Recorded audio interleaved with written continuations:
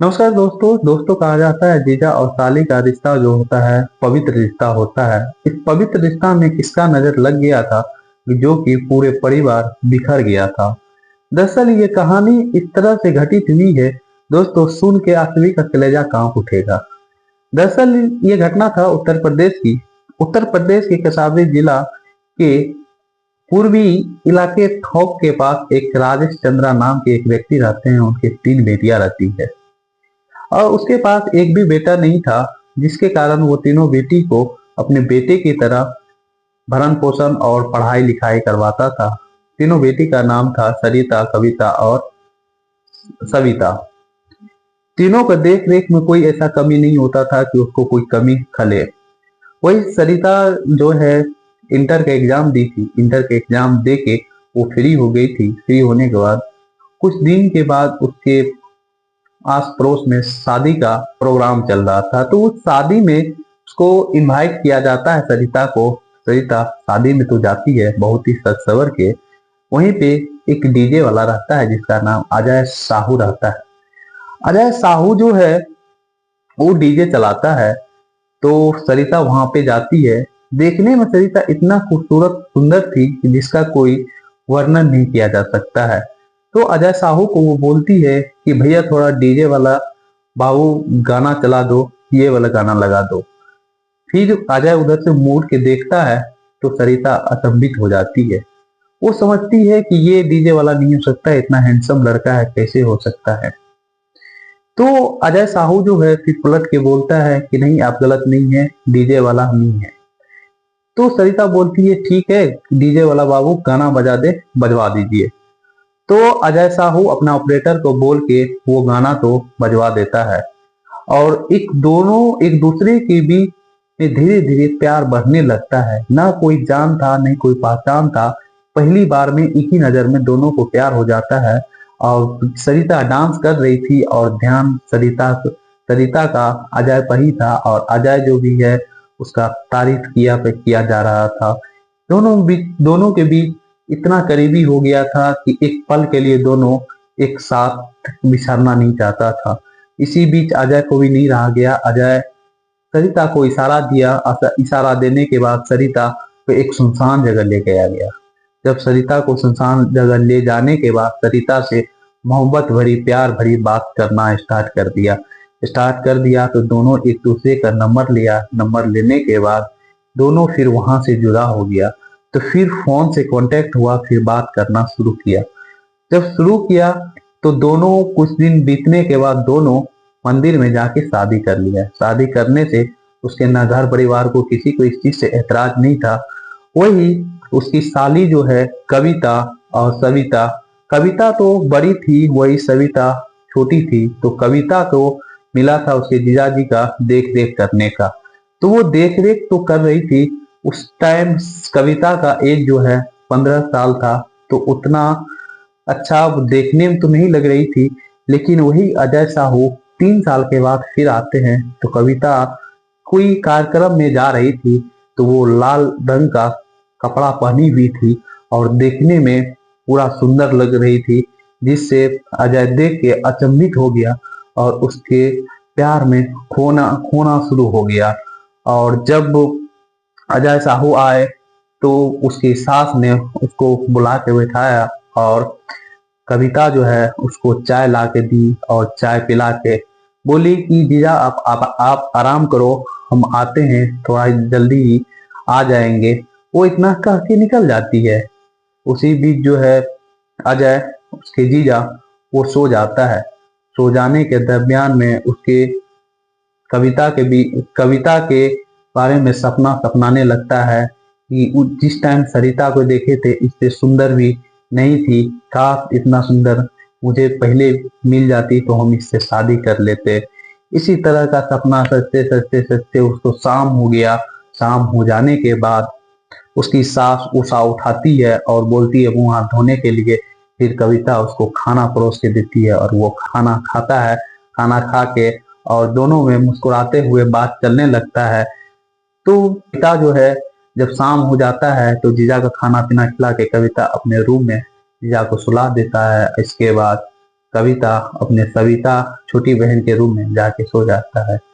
वही सुबह होता है तो उसका जीजा का जो खतरदारी होता है वही करती है और चाय ताय देती है। उस टाइम उसकी सास और ससुर सब रहता है, तो उस टाइम बात करने में वो कंफर्टेबल फील नहीं कर रहा था। और थोड़ा देर के बाद उसकी सास जो है थोड़ा खेत की ओर निकल जाता है। निकल जाने के बाद कविता से प्यार भरी बात करना शुरू कर देता है। कविता से प्यार भरी बात शुरू कर देता है और ये भी कहता है कि तुम बहुत सुंदर हो, तुम्हारे बिना हम तरफ तरफ के मर जाएंगे, तुम कुछ करो कविता। तो कविता बोलती है कि जीजा आपके शादी तो मेरी दीदी से हो चुका है, अब कैसे होगा। अजय कहता है कि तुम बोलो तो अभी तलाक दे देंगे और इस रिश्ता को यहीं खत्म कर देंगे, चलो अपना दोनों लोग शादी कर लेते हैं। इसी तरह का बात विचार चलते रहता है। कुछ दिन के बाद जो है सरिता को इस चीज का भनक लग जाता है और उसी बीच में उसको एक बेटी भी जन्म लेती है। तो कविता जो है, कविता और अजय साहू जो है, दोनों के बीच इतना नजदीकियां बढ़ जाता है कि दोनों शारीरिक संबंध भी बना लेता है।